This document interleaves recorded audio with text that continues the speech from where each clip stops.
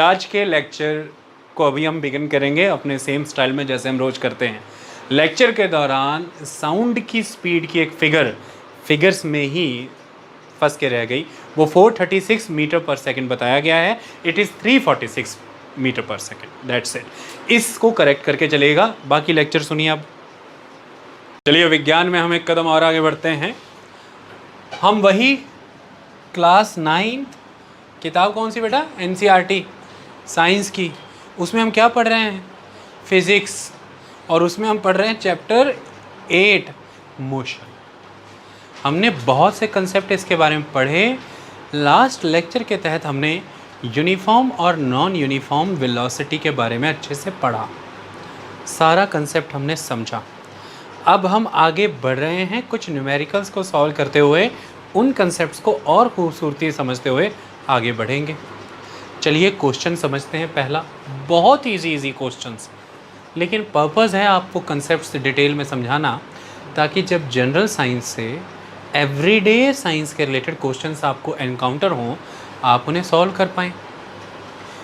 इस बार का या हर बार का यूपीएससी क्वेश्चन पेपर आप देखें, साइंस के सेक्शन के क्वेश्चन आपकी मेंटल एबिलिटी पर ज़्यादा बेस्ड होते हैं, लेकिन वो मेंटल एबिलिटी का डेवलपमेंट नॉलेज के बेस पे है।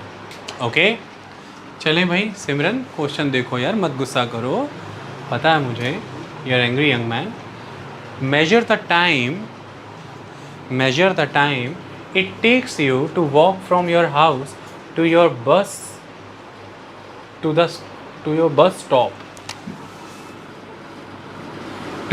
stop or the school. If you consider that your average walking speed is 4 km per hour, estimate the distance of the bus stop or school from your house. कैसे निकालेंगे आप इसको? आपको निकालना क्या है भाई? डिस्टेंस निकालना है ना, तो कैसे निकालेंगे? क्वेश्चन क्या है? Measure the time it takes you to walk from your house to your bus stop or the school. If you consider that your average walking speed is 4 km per hour, estimate the distance of the bus stop or school from your house. तो निकालिए ना, बताइए ना क्या क्या करूँ यहाँ पे, क्या लिखूँ? Average speed is equal to total distance over total time. ठीक है जी, आगे क्या करूं?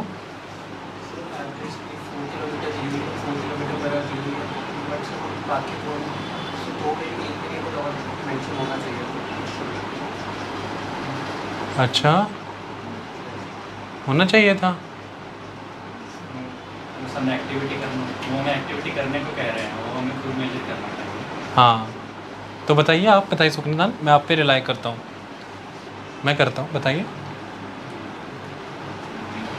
Time taken to reach school 1 hour ले लिया आपने।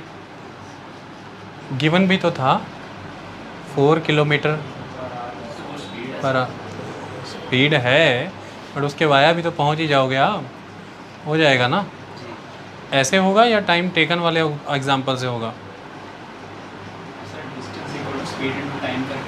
ठीक है, speed is equal to distance over time, और डिस्टेंस क्या हो गया? टाइम इधर चला जाएगा, तो distance is equal to speed into time. ठीक है, अब कैसे करेंगे हम?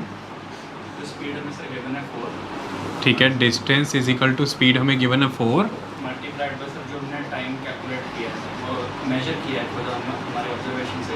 फॉर एग्जांपल हम कह रहे थे 1। ठीक है, फॉर एग्जांपल आपने 1 कर लिया sir. 4 kilometre per hour multiplied by 1 hour sir equals to 4 kilometre. Distance हो गया सर 4 किलोमीटर। ठीक है, समझ में आया सिमरन? तो कहने का मतलब ये एक एक्टिविटी थी। इसमें उन्होंने बोला है measure the time it takes you to walk from your house to your bus stop और the school. If you consider that your average walking speed is 4 kilometre per hour, estimate the distance of the bus stop और school from your house.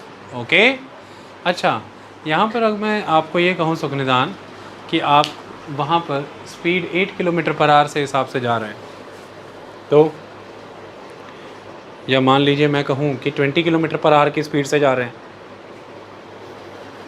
Speed हमने कैसे निकाली होती थी? जितना total distance होता था उसको हमने टाइम के साथ डिवाइड कर दिया था, तो उससे हम स्पीड कवर करते थे, डिस्टेंस कवर करने का रेट हमें पता चल जाता था। क्लियर हुई करमवीर ये बात?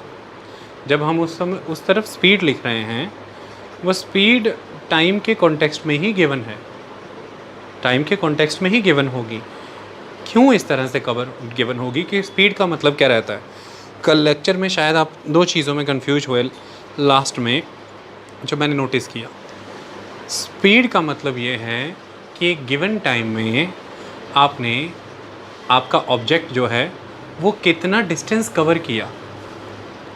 एक गिवन टाइम में आपका ऑब्जेक्ट कितना डिस्टेंस कवर किया, यानी कि आपके ऑब्जेक्ट ने कितना डिस्टेंस मूव किया, ये स्पीड है एक गिवन टाइम में।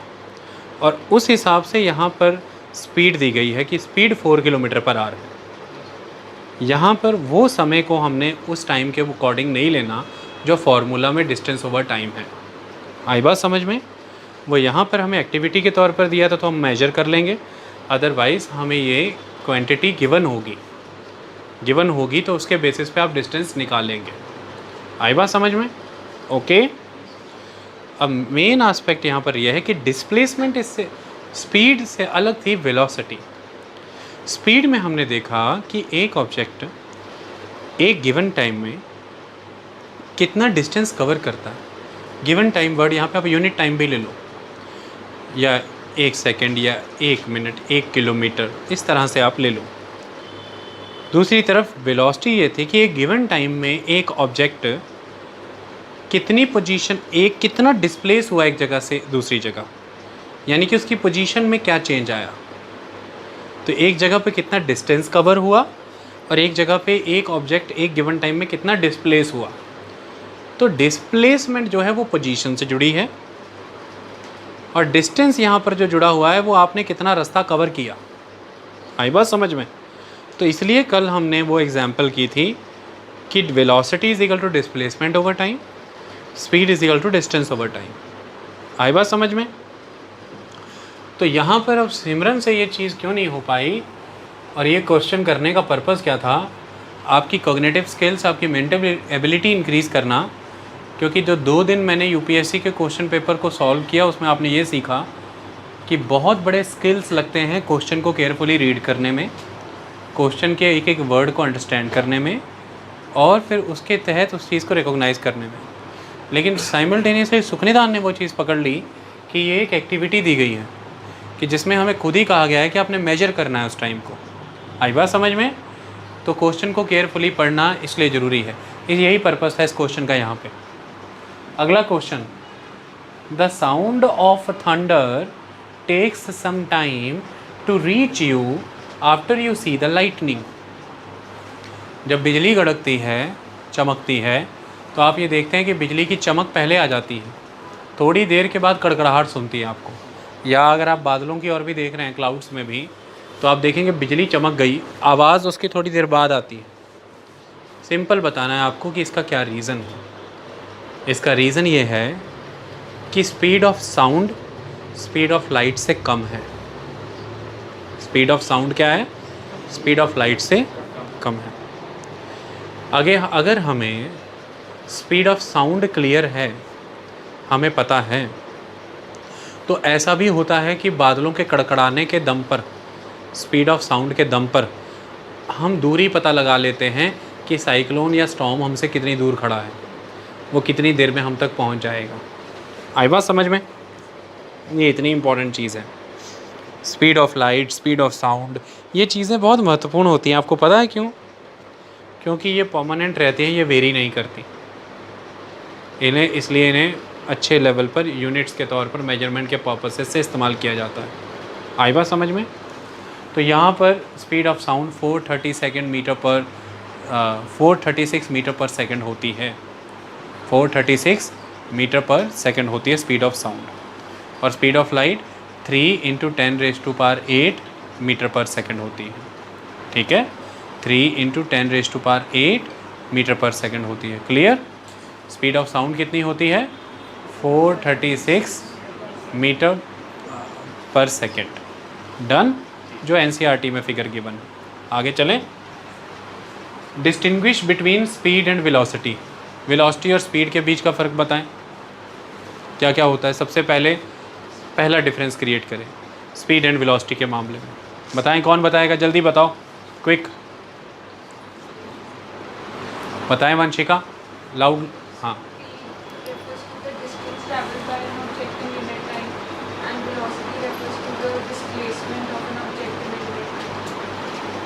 तो स्पीड है कि डिस्टेंस कितना कवर हुआ एक ऑब्जेक्ट के द्वारा गिवन टाइम में, और डिस्प्लेसमेंट ये है, सॉरी वेलोसिटी है कि एक ऑब्जेक्ट कितना डिस्प्लेस हुआ है गिवन टाइम में। क्लियर। दूसरा एस्पेक्ट, दूसरा डिफरेंस, हाँ दूसरा एलिमेंट,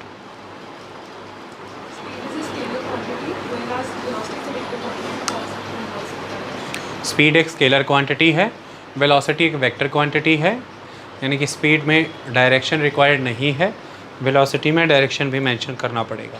ठीक है, और बताएं इसके बाद और कोई। हाँ जी अनरीत। स्पीड नेगेटिव नहीं हो सकती, वेलोसिटी नेगेटिव हो सकती है। जैसे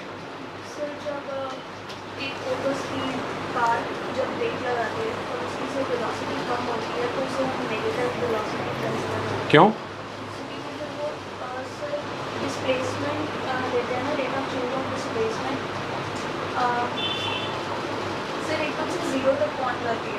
नहीं पहुंची, हमने नहीं पहुंचाई। हाँ हाँ, तो मैं वही पूछ रहा हूँ बच्चे, नेगेटिव क्यों कह रहे हो आप, एक्सप्लेन करो इसे, सोच लो, हम आगे बढ़ते हैं। वेलोसिटी नेगेटिव होती है, सोच लो। ये तीन चीज़ें क्लियर हुई। स्पीड नेगेटिव नहीं होती, वेलोसिटी नेगेटिव हो सकती है। स्पीड में एक डिस्टेंस कितना कवर किया ऑब्जेक्ट ने गिवन टाइम में ये तय होता है, वेलोसिटी में डिस्प्लेसमेंट कितनी कवर की एक ऑब्जेक्ट ने गिवन टाइम में ये पर पूरा होता है। स्पीड स्केलर क्वांटिटी है, डायरेक्शन नहीं है। वेलोसिटी वेक्टर क्वांटिटी है, उसमें डायरेक्शन भी है। हाँ जी।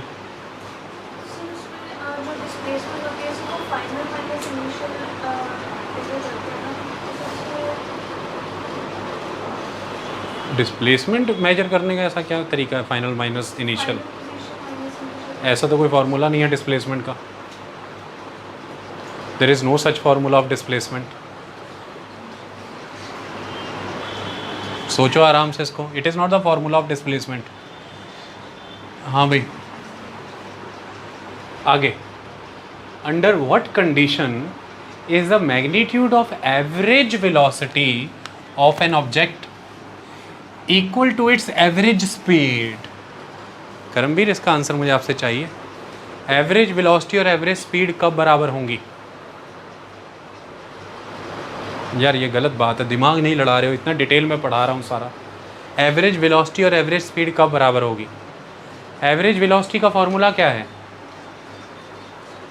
Distance over time, sorry average speed का फॉर्मूला क्या है? Distance over time. और एवरेज वेलोसिटी का फॉर्मूला क्या था? Displacement over time. तो जब distance is equal to displacement हो जाएगा तो एवरेज वेलोसिटी और एवरेज स्पीड इक्वल हो जाएंगे।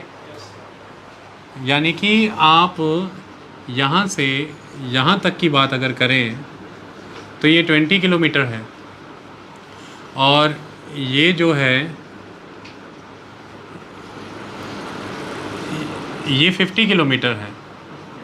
तो डिस्टेंस तो 50 किलोमीटर है, लेकिन डिस्प्लेसमेंट यानी कि यहाँ से यहाँ तक डिस्प्लेस हुए आप 20 किलोमीटर। इसीलिए तो हम ऐसा कहते हैं ना करमवीर, ये आपका घर था भाई, और मैंने कल भी उदाहरण लिया था, आपके घर के पीछे से ही आपके फ्रेंड को आपके पास आना है। आपके दिमाग में क्या घूम रहा है, इसको कितना टाइम लगेगा? 5 मिनट। कितना टाइम लगेगा? लेकिन उसे कितना टाइम लगा? 30 मिनट्स। तो आपने क्या कहा उसे? 5 मिनट का रास्ता था, तुझे 30 मिनट्स कैसे लग गए? तो वो क्या कहेगा? वो ये कहेगा कि मैं आगे चेतन के घर चला गया था और उससे कॉपी लेते हुए आया हूँ। मतलब वो एक्चुअली में यहाँ से यहाँ डिस्प्लेस होने में आपको लग रहा है कि उसको 5 मिनट लगने हैं, है ना? क्योंकि उसकी एक्चुअल पोजीशन में चेंज कितना आया, पोजीशन 1 से पोजीशन 2, और आप पोजीशन 2 पे बैठे हो, तो आपको दिख रहा है कि इतना सा ही डिस्टेंस है। क्यों? क्योंकि आपको दिख रहा है कि डिस्प्लेस इतना ही होना है उसको, लेकिन वो यहाँ से यहाँ और यहाँ से यहाँ होकर के आपके पास आया, तो उसने डिस्टेंस कितना कवर किया, तो इसलिए उसको ज़्यादा समय लगा। तो आप ये एक्सपेक्टेड टाइम डिस्प्लेसमेंट के बेसिस पे लेके चल रहे हो, और जो एक्चुअल टाइम निकला वो डिस्टेंस के आधार पर निकला। आई बात समझ में? तो यहाँ से डिस्प्लेसमेंट और डिस्टेंस काम करते हैं। जब आप अक्सर लोगों को कहते हैं कि आधे के घंटे में पहुँच जाओगे आप हमारे पास, तो एक्चुअली में आप ये मान के चल रहे हो कि उस पोजीशन से इस पोजीशन तक ये डिस्प्लेस होगा, घंटा का लगेगा उसको। लेकिन आपको तलब लगी कहीं ऐसी जगह पे रास्ते में निकल जाने की जहाँ पे कोई सीनिक ब्यूटी आ गई, या आपको कोई कॉफ़ी पीनी थी स्पेशल, या कोई आपको मैकडोनल्ड्स जाना था, तो वो आपने देखा कि आप जिस साइड जा रहे हो उसके पार साइड है, तो अक्सर लोग क्या करते हैं उस साइड घूम जाते हैं, ड्राइव थ्रू से लेते हुए फिर घूम के आते हैं। तो आपने कहा वो एक्चुअली वो ये जिद करने लगे, ऑपोजिट साइड जाना हो गया, आधा घंटा फालतू उसमें लग गया, 1.5 घंटा लग गया।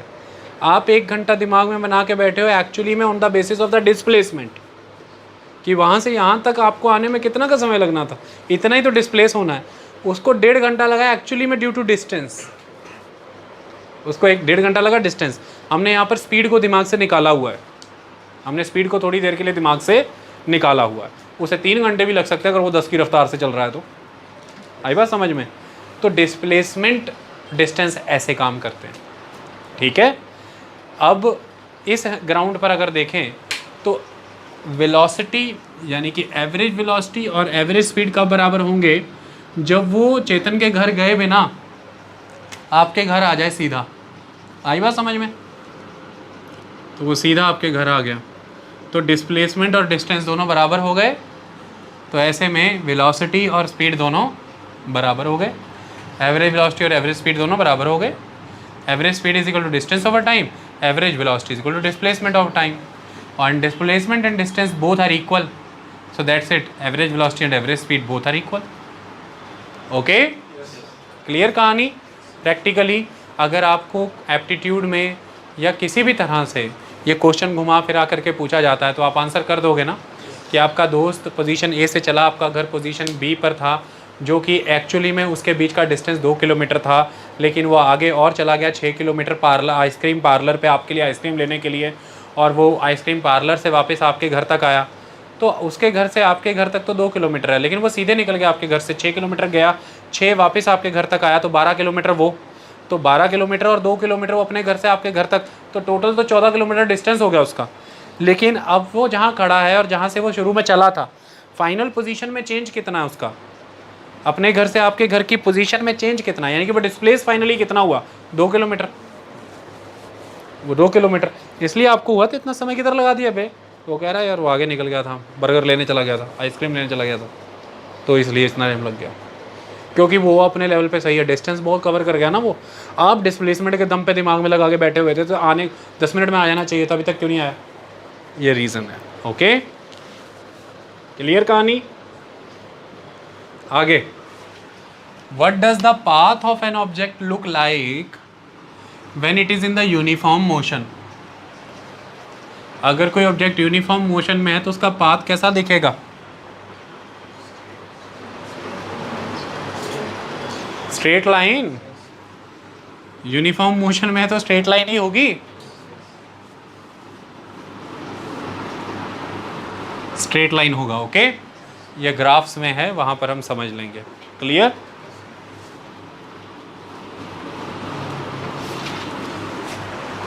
यूनिफॉर्म मोशन हम किसे कहते हैं, जब इक्वल टाइम इंटरवल्स पे इक्वल डिस्टेंस कवर होता है, जब इक्वल टाइम इंटरवल्स पे इक्वल डिस्टेंस कवर होता है।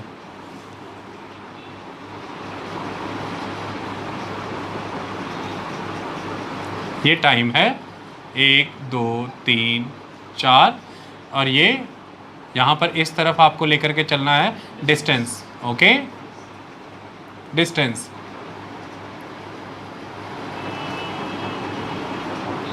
तो जब एक 1 मिनट हुआ तो 5 मीटर कवर हुआ, जब 2 मिनट्स हुआ तो 10 मीटर्स कवर हुआ। इसी तरह से करते जाना और फिर ये बनेगी आपकी straight line. Okay, that is the straight line movement. जब यूनिफॉर्म मोशन हो तो कैसे पाथ बनेगा? स्ट्रेट लाइन, क्योंकि हर एक मिनट के चेंज पे, एक मिनट के इंटरवल पे, यानी कि इक्वल टाइम इंटरवल्स पे इक्वल डिस्टेंस कवर कर रहा है वो। आई बात समझ में? तो इस तरह से जब आप ज्वाइन करते जाएंगे तो फिर आपका इस से इस पॉइंट तक ये सीधा जाएगा। ओके, आगे question. During an experiment a signal from space ship reached the ground station in 5 minutes. Spaceship से सिग्नल ग्राउंड पे 5 मिनट्स में आया। Distance of the spaceship from the ground station, आपको स्पेसशिप का ग्राउंड स्टेशन से distance बताना है। During the experiment a signal from the spaceship reached the ground station in 5 minutes. Distance of the spaceship from the ground station बताइए। तो signal को यहाँ पर आप मान लीजिए लाइट सिग्नल। क्या है ये? Light signal. और लाइट की एक खूबसूरती है कि इसके एक परमानेंट स्पीड है। ओके, वो कितनी है सिमी?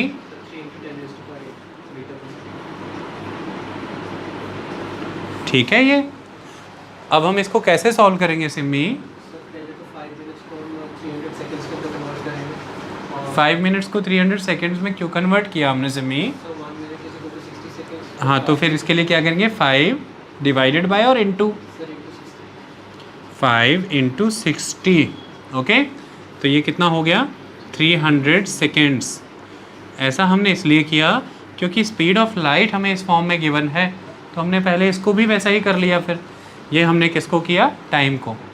अब हमारे पास स्पीड है, टाइम है, और हमें निकालना क्या है? Distance.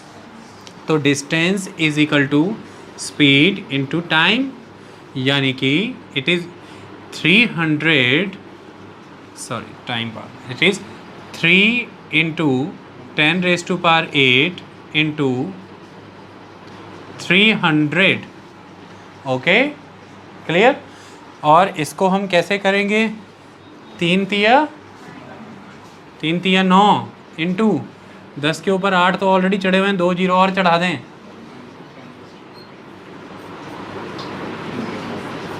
9 into 10 raise to power 10 metre पर, नो सॉरी, ये तो डिस्टेंस है, मीटर। Okay, clear? देखो बड़ी इजीली हो गया।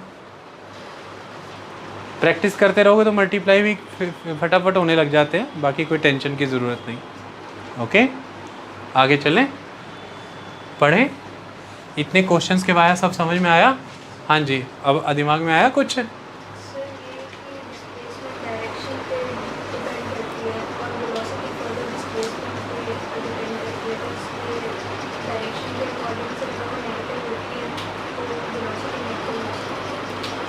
डायरेक्शन के अकॉर्डिंग कौन नेगेटिव होती है? जैसे इसकी एग्जांपल नहीं आ रही क्योंकि अभी हमने एक्सेलरेशन पढ़ा नहीं है। जब एक्सेलरेशन पढ़ा दूंगा तो 1 सेकंड में इसका आंसर भी कर दोगे। डिस्प्लेसमेंट का कोई इनिशियल फाइनल माइनस नहीं है, वो एक्सेलरेशन का माइनस है। ओके, तो स्पीड नेगेटिव नहीं होती बट वेलोसिटी होती है। उसके लिए मुझे आपको नेगेटिव एक्सेलरेशन पढ़ाना पड़ेगा। उसके लिए अभी समय है, हम थोड़ा और आगे बढ़ें। हम rate of change of motion को समझने की कोशिश करें वेलोसिटी के कॉन्टेक्स्ट में। ओके, चलिए देखिए अगला क्वेश्चन क्या कहता है। सुखनदान, the odometer of car reads 2000 kilometre at the start of a trip and 2400 kilometer at the end of the trip.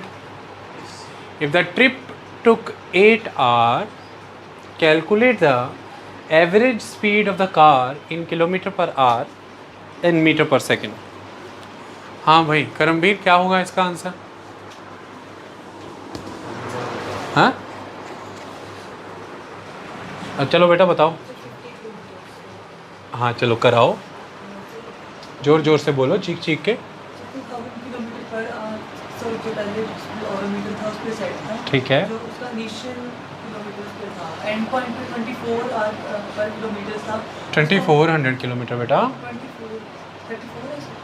34 था, 2000 और 2400 किलोमीटर। हाँ 400 किलोमीटर का उन्होंने टिप किया। हाँ, ये कैसे आपने अचीव किया? सर इनिशियल पॉइंट पे जो अमाउंट थी उसको उसमें डिडक्ट। हाँ, तो गाड़ी जब हमने नोटिस करना शुरू किया है 2000 किलोमीटर पर रीडिंग थी और अब रीडिंग 2400 किलोमीटर पर है, तो असल में गाड़ी कितना चल आई? 400 किलोमीटर चल आई। ठीक है, तो डिस्टेंस कितना आ गया यहाँ पे? 400 किलोमीटर। ठीक है, at the end of the trip. हाँ, अब क्या कह रहे हैं कि if the trip took 8 hour, तो टाइम कितना दिया है? 8 hours. Very good. Calculate the average speed of the car in kilometre per second, kilometre per hour and metre per second. तो कैसे किया फिर आपने? हाँ, तो एवरेज स्पीड आपने is equal to distance over time, that is the 400 divided by 8 कर दिया है ना। तो ये कैसे आ गया? हाँ, 8 5 जा 40, तो ये 50 किलोमीटर पर आ गया पर आवर। निकाला क्या है आपने? स्पीड निकाली है, तो किलोमीटर पर आवर से ये सफ़र तय हुआ है। ठीक है, 400 किलोमीटर का सफ़र 50 किलोमीटर पर आवर के हिसाब से तय किया है, तो 8 घंटे लगे हैं। ओके, चलो। ये वैसे एग्ज़ाम्स में कई बार मुंह ज़बानी भी निकाल लिए जाते हैं, क्योंकि 400 किलोमीटर थे और समय लगा 8 घंटे दुगना। अगर 400 किलोमीटर 4 घंटे लगते तो 100 किलोमीटर पर आवर की स्पीड से, और 8 घंटे लगे तो 50 किलोमीटर पर आवर की स्पीड से। ये थोड़े मुंह ज़बानी में निकाल लिए जाते हैं, लेकिन फिर फंस जाते हैं आप थोड़े हायर लेवल कंसेप्ट में।